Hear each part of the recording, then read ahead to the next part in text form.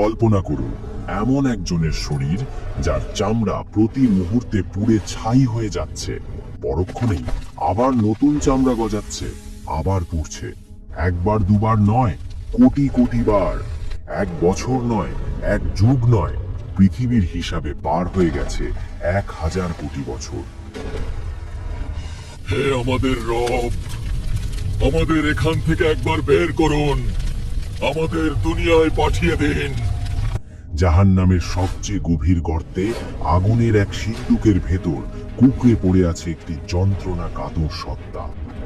তার চেহারা বিকৃত, চোখগুলো গলে বেরিয়ে আসছে, সারা শরীরে আগুনের পোকাগুলো কিলবিল করছে। সে চিৎকার করতে চাইছে, কিন্তু তার গলা দিয়ে কোনো আওয়াজ বের হচ্ছে না। বের হচ্ছে শুধু ফুটন্ত ধোঁয়া। কে এই সত্তা? এ আর কেউ নয়, এ হলো সেই অভিশপ্ত ইবলিস, যে বলেছিল, আমি আদমের চেয়ে শ্রেষ্ঠ। কেন আমি নত হব হই নগণ্য মাটির পুতুলের সামনে? আজ 1000 কোটি বছর পর তার সেই অহংকারের পরিণতি কি? আজ সে জাহান্নামের গভীরে কি করছে? সময় বা কাল দুনিয়াতে আমাদের কাছে খুব দামি, কিন্তু আখেরাতে, বিশেষ করে জাহান্নামে, সময় বা টাইম এক অভিশাপ। আল্লাহ তাআলা ইবলিসকে কিয়ামত পর্যন্ত হায়াত দিয়েছিলেন। সে তার হায়াত শেষ করেছে পাপ আর ধোঁকা দিয়ে, কিন্তু বিচারের দিন শেষ হওয়ার পর, যখন অনন্তকাল শুরু হলো, তখন থেকে শুরু হলো তার আসল লাঞ্ছনা। আজ আমরা ইতিহাসের পাতা আর হাদিসের ইঙ্গিত থেকে এমন এক দৃশ্য আঁকব যা দেখলে আপনার রক্ত হিম হয়ে যাবে।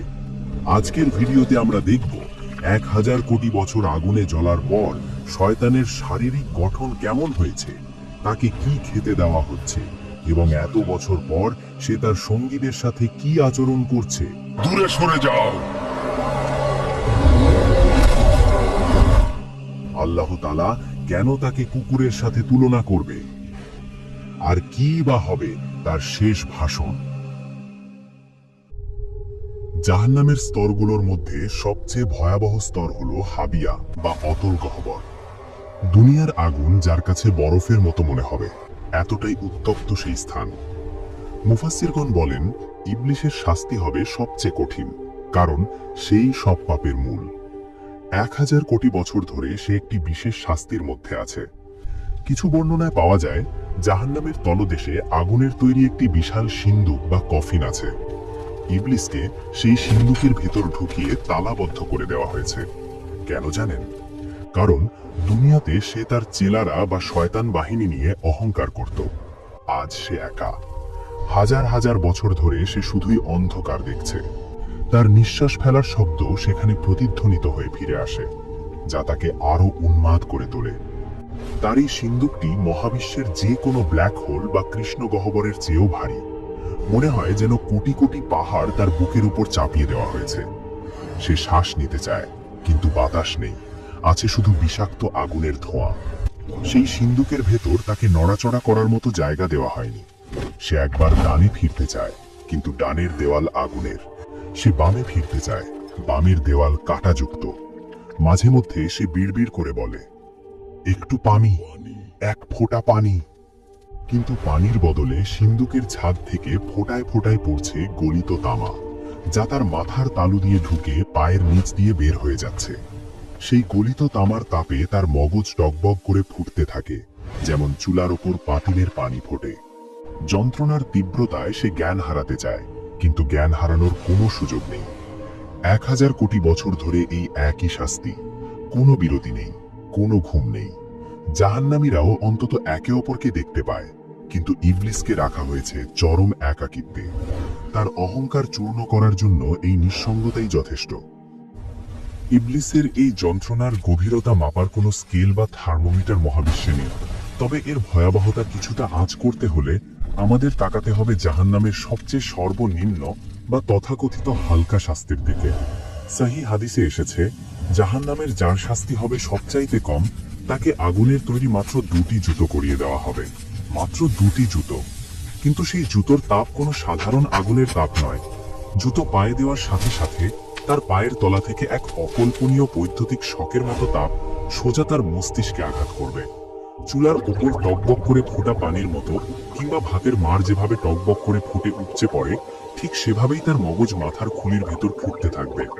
তীব্র যন্ত্রণায় তার মগজ গলে তরল হয়ে নাক ও কান দিয়ে লাভা স্রোতের মতো বেরিয়ে আসবে। সেই ব্যক্তি চিৎকার করে বলবে, আল্লাহর কসম, এর চেয়ে কঠিন শাস্তি আর কাউকে দেওয়া হচ্ছে না। অথচ সে জানে না সেটাই হলো জাহান্নামের লেভেল 1 বা সর্বনিম্ন স্তর। এবার কলিজা শক্ত করে ভাবুন ইবলিসের কথা। যে ব্যক্তি আগুনের জুতো পরে আছে সে জাহান্নামের আগুনের উৎস থেকে বহু দূরে, কিন্তু ইবলিস আছে সেই আগুনের হৃৎপিণ্ডে, একেবারে কোরের ভেতর। বিজ্ঞান বলে সূর্যের উপরের তাপমাত্রার চেয়ে কেন্দ্রের তাপমাত্রা কোটি গুণ বেশি। ঠিক তেমনি সাধারণ জাহান্নামীদের শাস্তি যদি হয় জ্বলন্ত মোমবাতির ছ্যাঁকা, তবে ইবলিসের শাস্তি হলো জীবন্ত আগ্নেয়গিরির গলিত লাভায় ডুবে থাকা। পৃথিবীর শুরু থেকে শেষ পর্যন্ত যত পাপ হয়েছে, যত খুন, যত ধর্ষণ, যত শিরক, তার সবগুলোর কমিশন বা ভাগ ইবলিসের কাঁধে জমা হয়েছে। তাই তার আগুনের রং লাল নয়, তার আগুন কুচকুচে কালো। সর্বনিম্ন শাস্তির ওই ব্যক্তি যদি ইবলিসের শাস্তির এক ফোঁটাও অনুভব করত, তবে সে মুহূর্তেই ভস্ম হয়ে যেত। ইবলিস প্রতি ন্যানোসেকেন্ডে এমন দাহন সহ্য করছে যা পৃথিবীর সমস্ত পারমাণবিক বোমা একসাথে বিস্ফোরিত হলেও তৈরি করা সম্ভব নয়। তার আর্তনাদ যদি একবার দুনিয়ার মানুষ শুনতে পেত, তবে ভয়ে এবং আতঙ্কে পৃথিবীর সমস্ত মানুষের হৃদস্পন্দন চিরতরে বন্ধ হয়ে যেত। হাদিসে এসেছে, জাহান্নামে কাফেরদের শরীর বিশাল বড় করে দেওয়া হবে, যাতে তারা আগুনের স্বাদ বেশি করে নিতে পারে। ইবলিসের শরীর পাহাড়ের মতো বিশাল। 1000 কোটি বছর ধরে পুড়তে পুড়তে তার চেহারা এখন চেনার উপায় নেই। একসময় সে ছিল ফেরেশতাদের শিক্ষক, দেখতে ছিল উজ্জ্বল। আজ সে কুৎসিত, কালো কয়লার মতো। তার শরীর থেকে এমন দুর্গন্ধ বের হচ্ছে যে যদি তা দুনিয়াতে আসতো, তবে পৃথিবীর সব প্রাণী সেই গন্ধে মারা যেত। তার চোখের পাপড়িগুলো পুড়ে গেছে বহু আগেই। এখন চোখের কোটর থেকে আগুনের লাভা গড়িয়ে পড়ছে, যা তার গালের মাংস গলিয়ে দিচ্ছে। সে হাত দিয়ে মুখ ঢাকতে চায়, কিন্তু তার হাতগুলো কয়লার মতো শক্ত হয়ে অবশ হয়ে আছে। তার ক্ষুধা, কোটি বছর না খেয়ে থাকার পর তার পেটের ভেতরটা জ্বলছে। সে ক্ষুধার জ্বালায় চিৎকার করছে। তখন ফেরেশতারা তাকে টেনে নিয়ে যায় জাক্কুম গাছের নিচে। ইবলিস সেই কাঁটাযুক্ত ফল চিবিয়ে খেতে বাধ্য হয়। যে ইবলিস দুনিয়াতে মানুষকে হারাম খাবার, মদ আর সুদের লোভ দেখাতো, আজ তার গলায় আটকে আছে জাক্কুমের কাঁটা। কাঁটাগুলো তার গলার ভেতর ছিঁড়ে ফেলছে। সেই কাঁটাগুলো পেটের ভেতর গিয়ে আগুনের গোলার মতো জ্বলতে থাকে। মনে হয় যেন পেটের ভেতর হাজার হাজার বিষধর সাপ দংশন করছে। সে গিলতে পারছে না, আবার খেলতেও পারছে না। সে চিৎকার করে বলছে, পানি, পানি দাও, কলিজা ফেটে গেল। তখন তাকে দেওয়া হয় হামিম, ফুটন্ত টকবগে পানি। সেই পানি মুখের কাছে নিতেই তার মুখের মাংস খসে পড়ে যায়। কিন্তু তৃষ্ণার জ্বালায় সে সেই আগুনের পানিই পান করে। আর পান করার সাথে সাথে তার নাড়ি ভুঁড়ি গলে পায়খানার রাস্তা দিয়ে বের হয়ে যায়। সে নিজের গলে যাওয়া নাড়ি ভুঁড়ির দিকে তাকিয়ে থাকে। সেগুলোকে আবার পেটের ভেতর ঢোকাতে চায়, কিন্তু পারে না। এক অসহ্য দৃশ্য। ভাবুন তো, একবার পেট গলে বের হয়ে যাওয়ার পর আল্লাহ আবার তাকে আগের মতো সুস্থ করে দেন। কেন? যাতে আবার নতুন করে শাস্তি শুরু করা যায়। চামড়া জোড়া লাগার সেই দৃশ্য আরো বেশি ভয়ানক। সুস্থ হওয়ার পর সে এক মুহূর্তের জন্য স্বস্তি পায় না, বরং দ্বিগুণ ভয়ে কুঁকড়ে যায়। কারণ সে জানে এখনই আবার আযাব শুরু হবে। এভাবেই কেটে গেছে 1000 কোটি বছর। তবে সবচেয়ে মর্মান্তিক দৃশ্যটি ঘটে তখন, যখন যন্ত্রণার চরম সীমায় পৌঁছে ইবলিস সরাসরি তার রবের সাথে কথা বলার চেষ্টা করে। পবিত্র কুরআনের সূরা আল মুমিনুনে আল্লাহ জাহান্নামীদের এই শেষ ফরিয়াদের কথা উল্লেখ করেছেন। 1000 কোটি বছর পর, সব অহংকার ধুলোয় মিশে যাওয়ার পর, ইবলিস এবং তার অনুসারীরা শেষবারের মতো আকাশের দিকে তাকায়। ইবলিস মনে করতে পারে বহু কোটি বছর আগে সে এই আল্লাহর ইবাদত করত। সে ভাবে হয়তো দয়াময় আল্লাহ একবারের জন্য তার দিকে তাকাবেন। সে তার বিকৃত গলায় বুক ভাঙা আর্তনাদ নিয়ে চিৎকার করে ওঠে, রব্বানা আখরিজনা মিনহা। আল্লাহ, আমার কথা শুনুন। আমি জানি আমি পাপ করেছি, কিন্তু আপনার রহমত কোথায়? আমাকে মুক্তি দিন। হে আমাদের রব, আমাদের এখান থেকে একবার বের করুন, আমাদের দুনিয়ায় পাঠিয়ে দিন। আমরা আর পাপ করব না, আমরা নেক কাজ করব। যদি আবার পাপ করি তবে আমরাই জালিম। পুরো জাহান্নাম নিস্তব্ধ হয়ে যায়। সবাই অপেক্ষা করে উত্তরের জন্য। ইবলিস ভাবে তার পুরনো ইবাদত হয়তো আজ কাজে আসবে, কিন্তু না। মহাবিশ্বের মালিক মহান আল্লাহ তখন এমন এক ধমক দেন যা জাহান্নামের আগুনের চেয়েও বেশি যন্ত্রণাদায়ক। আল্লাহ বজ্রকঠিন স্বরে বলেন, ইখসাউ ফিহা ওয়ালা তুকাল্লিমুন। চুপ থাক। কুকুর যেমন ধিক্কৃত হয়ে পড়ে থাকে, তেমনই তোরা জাহান্নামে পড়ে থাক, আর কোনোদিন আমার সাথে কথা বলবি না। লা তুকাল্লিমুন, আমার সাথে কথা বলবি না। এই একটি বাক্য ইবলিসের বুকের ভেতরটা চূর্ণ বিচূর্ণ করে দেয়।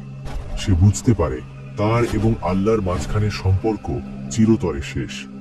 আল্লাহর রহমতের দরজা পার্মানেন্টলি সিলগালা করে দেওয়া হয়েছে। এই প্রত্যাখ্যানের কষ্ট আগুনের কষ্টের চেয়ে লক্ষ গুণ বেশি। এরপর থেকে ইবলিস আর কোনোদিন আকাশের দিকে তাকানোর সাহস পাবে না। সে শুধু পশুর মতো গোঙাবে। মাঝে মধ্যে আল্লাহ তাকে সিন্দুক থেকে বের করে জাহান্নামের সাধারণ কয়েদিদের সামনে আনেন। এটা তার শাস্তির আরেকটা অংশ, অপমান বা লাঞ্ছনা।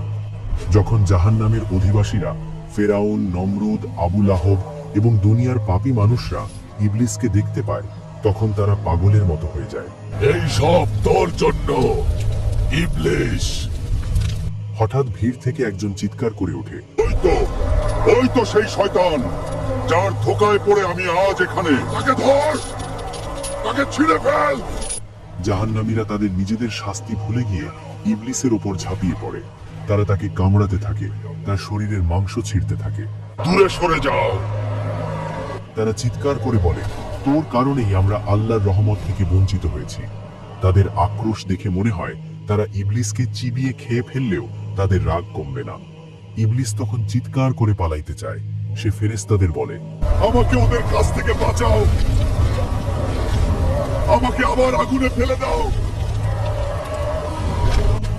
দুনিয়াতে যারা তাকে বস বা নেতা মানত, আজ তারা তাকে কুকুরের মতো ছিঁড়ে খাচ্ছে।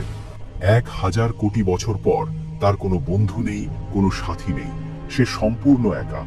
শাস্তি, লাঞ্ছনা আর অপমানের 1000 কোটি বছর পার হওয়ার পর আল্লাহর হুকুমে ইবলিস আজ কথা বলবে। সে তার অনুসারীদের উদ্দেশ্যে শেষ ভাষণ দেবে। সে কাঁপতে কাঁপতে মিম্বারে দাঁড়ালো। কোটি কোটি জাহান্নামী চুপ করে আছে। আগুনের শো শো শব্দ ছাড়া আর কোনো শব্দ নেই। সবাই অপেক্ষা করছে, হয়তো ইবলিস কোনো সুসংবাদ দেবে। কিন্তু ইবলিস যা বলল তা ছিল তাদের কফিনের শেষ পেরেক। সে বলল, আল্লাহ তোমাদের সত্য ওয়াদা দিয়েছিলেন, আর আমি তোমাদের মিথ্যা ওয়াদা দিয়েছিলাম। আজ আল্লাহ তার ওয়াদা পূরণ করেছেন, আর আমি আমার ওয়াদা ভঙ্গ করলাম। তোমরা কেন আমার দিকে তাকিয়ে আছো? আমি তো তোমাদের ওপর জোর করিনি। আমি তো তোমাদের হাত ধরে পাপ করাইনি। আমি শুধু ডাক দিয়েছিলাম, ইশারা করেছিলাম। তোমরা তো সেই ডাকের অপেক্ষায় ছিলে। তোমরা তো চাইতেই পাপ করতে। তাই আজ আমাকে দোষ দিও না, নিজেদের দোষ দাও। আজ আমি নিজেও বাঁচতে পারছি না, তোমাদের কিভাবে বাঁচাবো? কি নিষ্ঠুর বাস্তবতা! এই কথা শোনার পর জাহান্নামীদের আশা চিরতরে নিভে গেল। তারা বুঝতে পারল এই 1000 কোটি বছর ছিল মাত্র শুরু।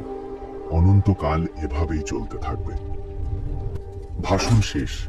ফেরেশতারা আবার ইবলিসের গলায় আগুনের বেড়ি পরিয়ে দিল। তাকে আবার সেই লোহার সিন্দুকের দিকে টেনে নিয়ে যাওয়া হচ্ছে। সে জানে আগামী 1000 কোটি বছর তাকে আবার সেই সিন্দুকে একা থাকতে হবে। সে জানে আল্লাহ আর কোনোদিন তার দিকে দয়ার নজরে তাকাবেন না। তার শাস্তি চলতেই থাকবে। চামড়া পুড়বে, আবার গজাবে, জাক্কুম খাবে, হামিম পান করবে।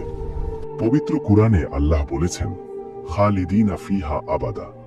তারা সেখানে চিরকাল থাকবে। কোনোদিন যদি এমন ঘোষণা আসতো যে 1 কোটি কোটি বছর পর জাহান্নাম থেকে মুক্তি দেওয়া হবে, তবুও ইবলিস এবং জাহান্নামীরা আশায় বুক বাঁধত। কিন্তু না, সেই দিন কোনোদিন আসবে না। 1 কোটি বছর নয়, 100 কোটি বছর নয়। গণিতের সব সংখ্যা যেখানে শেষ, সেখান থেকে তাদের অনন্তকালের কান্না শুরু। শারীরিক যন্ত্রণার চেয়েও কোটি গুণ বড় এক মনস্তাত্ত্বিক ঝড় তখনও বাকি। ইবলিসের মনে 1000 কোটি বছর ধরে একটা চোর পুলিশ খেলার মতো ক্ষীণ আশা লুকিয়েছিল। সে ভাবত, হয়তো 1 কোটি বছর কিংবা 100 কোটি বছর অথবা 1000 কোটি বছর পর হলেও আমার মৃত্যু হবে। মৃত্যু হলেই তো সব শেষ, আর কোনো ব্যথা নেই, আর কোনো আগুন নেই। এই মৃত্যু নামের মিথ্যা আশাটাকে বুকের ভেতর লালন করেই সে এতকাল বেঁচেছিল। কিন্তু সেই শেষ আশার প্রদীপটি নিভে যাওয়ার দিনটি হবে তার অস্তিত্বের সবচেয়ে ভয়ঙ্কর দিন। বিচার দিবসের শেষে জান্নাতি এবং জাহান্নামীদের মাঝখানের প্রাচীরে ফেরেশতারা একটি ধূসর রঙের দুম্বাকে উপস্থিত করবেন। হঠাৎ পুরো জাহান্নাম নিস্তব্ধ হয়ে যাবে। জান্নাতি এবং জাহান্নামী উভয় দলই শ্বাস বন্ধ করে তাকিয়ে থাকবে। ফেরেশতারা বজ্র কণ্ঠে প্রশ্ন করবেন, তোমরা কি একে চেনো?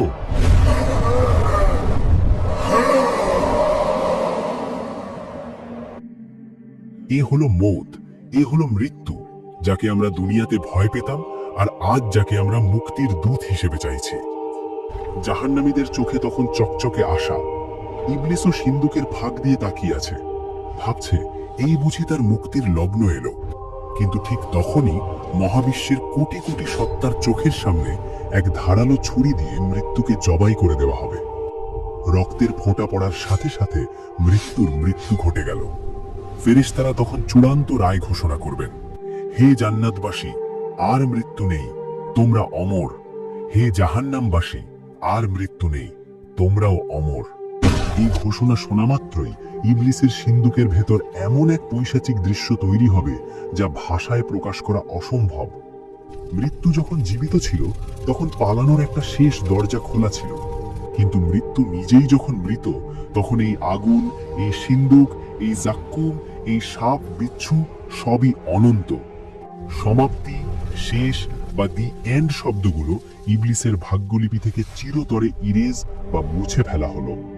হতাশার চরম পর্যায়ে পৌঁছে ইবলিস পাগলের মতো নিজের শরীরে আঘাত করতে শুরু করবে। সে তার নখ দিয়ে নিজের মুখের চামড়া ছিঁড়ে ফেলবে, আগুনের দেওয়ালে নিজের মাথা ঠুকতে থাকবে। সে তার বিকৃত গলায় চিৎকার করে বলবে, হে আল্লাহ, আমাকে মাটি বানিয়ে দাও, আমাকে অস্তিত্বহীন করে দাও, আমি আর বাঁচতে চাই না। কিন্তু তার সেই চিৎকার অনন্তকালের দেওয়ালে ধাক্কা খেয়ে আবার তার কাছেই ফিরে আসবে। ইবলিস বুঝতে পারবে সে এক অনন্ত লুপে বা চক্রে আটকা পড়ে গেছে, যেখানে ঘড়ির কাঁটা নেই, ক্যালেন্ডারের পাতা নেই, আছে শুধু অন্তহীন হাহাকার। অনন্তকাল শব্দটা এখন তার গলার এমন এক ফাঁস যা তাকে মারবেও না, আবার বাঁচতেও দেবে না, শুধু তিলে তিলে পলে পলে যন্ত্রণা দেবে। প্রিয় দর্শক, এই সত্যটি ভয়ের, কিন্তু তার চেয়েও বেশি ভয়ের হলো আমাদের গাফিলতি।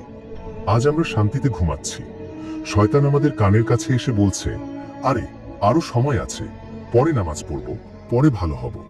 কিন্তু যে ইবলিস 1000 কোটি বছর পরও নিজের দোষ অস্বীকার করবে, তার কথায় আপনি কেন নিজের আখিরাত বরবাদ করছেন? সে তো প্রকাশ্য শত্রু। সে তো চায় আপনিও তার সাথে সেই আগুনের সিন্ধুকে বন্দী হন। সে একা পড়তে চায় না, সে আপনাকে সাথে নিয়ে পড়তে চায়। এখনো সময় আছে। আপনার বুকের বাম পাশে যে হৃৎপিণ্ডটি ধুকপুক করছে, ওটা থামার আগেই ফিরে আসুন। আল্লাহর দয়ার দরজা এখনো খোলা। আসুন আজই তওবা করি, শয়তানের প্ররোচনা থেকে আল্লাহর কাছে পানাহ চাই। হে আল্লাহ, আমাদের এবং আমাদের পরিবারকে জাহান্নামের সেই ভয়াবহ শাস্তি থেকে রক্ষা করুন। ইবলিসের ধোঁকা থেকে আমাদের ঈমানকে হেফাজত করুন। আমিন। ভিডিওটি শেয়ার করে আপনার পরিচিতদের সতর্ক করুন। কে জানে, হয়তো এই ভিডিওটি দেখার পর কারো জীবনের মোড় ঘুরে যেতে পারে। জাযাকাল্লাহু খাইরান।